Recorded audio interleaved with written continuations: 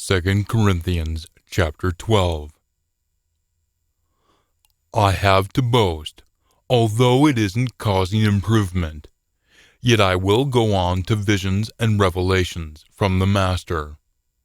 I am acquainted with a human in union with the Anointed One, Paul himself, who 14 years ago, whether in his body, I'm not aware, or out of his body, I'm not aware, but Almighty is aware, was seized and taken away to the third heaven, the new one of the last third age.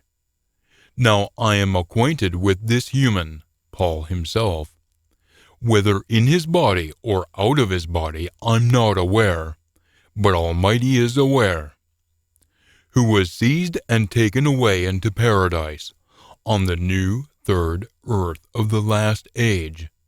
Revelation 2 verse 7, and chapter 21 verse 1 through chapter 22 verse 2, and heard inexpressible declarations that it isn't allowed for a human to speak. I will boast about this person, yet I won't boast about myself, except about my weaknesses. However, if I want to boast, I wouldn't be an unintelligent person, since I would be declaring the truth. Yet I will spare you this, so that no one might regard me to be above what he is observing in me, or is hearing from me. Now for this reason, so that I might never be lifted up above where I should, by the immenseness of these revelations, there was given to me a sharp sickle in my flesh, a messenger from Satan, the adversary, to be continually punishing my body, the continual abuse from his opponents. Numbers 33 verse 55. So that I might never be lifted up above where I should. 3 times I have encouraged the Master about this, so that it might withdraw from me, but he has protested to me, my favor is continually sufficient for you, for my power is continually being perfected in the person who is consciously weak. So then, with the greatest pleasure, I will instead boast about my weaknesses, so that the Anointed One's power might make its tent home over me. For this reason, on the Anointed One's behalf, I am delighted to be weak, to suffer treatments of outrage, to suffer torments, to suffer persecutions and distresses. For it is when I am consciously weak that I am really powerful. I have been unintelligent, but you compelled me to do it. For I ought to have been continually commended by you, for I'm not in need of anything with respect to your very superior dispatched envoys, or false envoys, even though I am nothing. Yes, indeed, the signs of a dispatched envoy were produced among you during all my endurance by signs, miracles, and powerful works. In what respect have you been treated in less than the rest of the groups of called ones, except that I myself wasn't a crippling load on you? You must deal favorably with me for this injustice. Notice, I am ready to come to you for the 3rd time, and I won't be a crippling load, for I am not seeking what you have, but you. For the children ought not to store up things for the parents, but the parents for the children.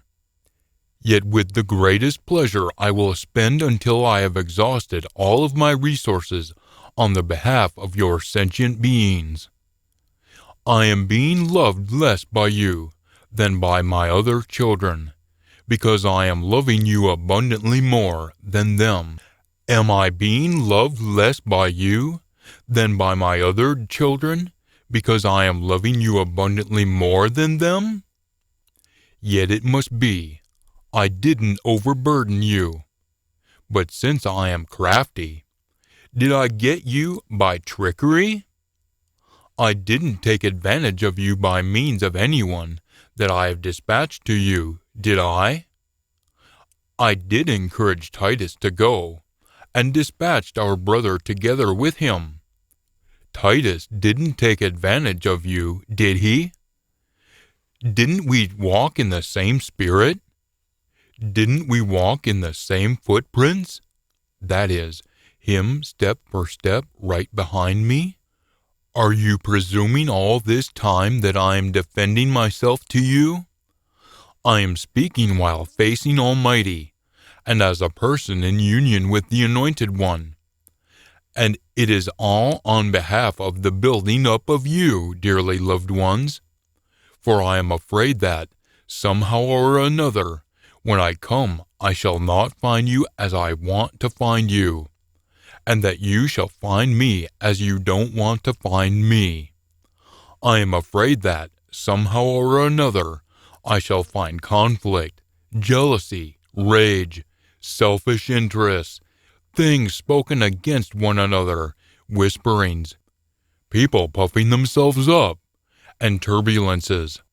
I am afraid that when I come again, my Almighty shall humble me before you, and I shall have to mourn over many of those who have previously done things that are wrong and haven't changed their minds from the uncleanliness, non-marital sexual intercourse, and carousing in the dark that they have practiced. 2 Corinthians chapter 13. This is the third time I'm going to come to you. Every declaration must be established by the mouths of 2 or 3 witnesses. Deuteronomy 19, verse 15. I have declared previously to those who previously did things that are wrong, while I was present with you the second time. And now I am saying in advance, while I am absent, to all of the rest of you that if I come again, I will spare no one, since you are seeking proof that the Anointed One is speaking through me. He isn't weak towards you as you think I am, but is powerful among you. He was weak enough to be fastened to a stake, but he is alive because of Almighty's power. Like he was, I am weak, but like he is now, I will be alive and strong when facing you because of Almighty's power. You must be continually testing yourselves to see whether you are continuing in the faith. You must be continually proving yourselves. Or don't you recognize this about yourselves, that the Anointed One Jesus is in you, unless you are somehow disapproved or fail the test? Now I am hoping that you will know that I'm not disapproved or not failing the test. Now I am praying to Almighty that you might not do anything bad, not so that I might appear approved as passing the test, but so that you might be continually doing whatever is ideal, even though I might appear disapproved as failing the test. For I can't do anything against the truth, but only for the truth. I am rejoicing to be consciously weak if you are really powerful. This is what I am also continually praying for, that you might be mending your ways.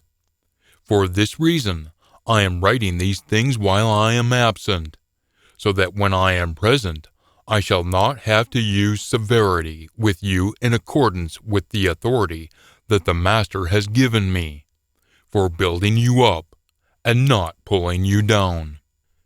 Finally, brothers and sisters, you must be continually rejoicing. You must be continually mending your ways. You must be continually encouraged. You must be continually setting your minds on the same things. You must be continually at peace, and the Almighty of love and peace will be with you. Hug one another for me with a pure kiss. All the pure ones are wanting to hug you. May the favor from the Master Jesus, the Anointed One, and the love from Almighty, and the sharing from the pure Spirit be with all of you.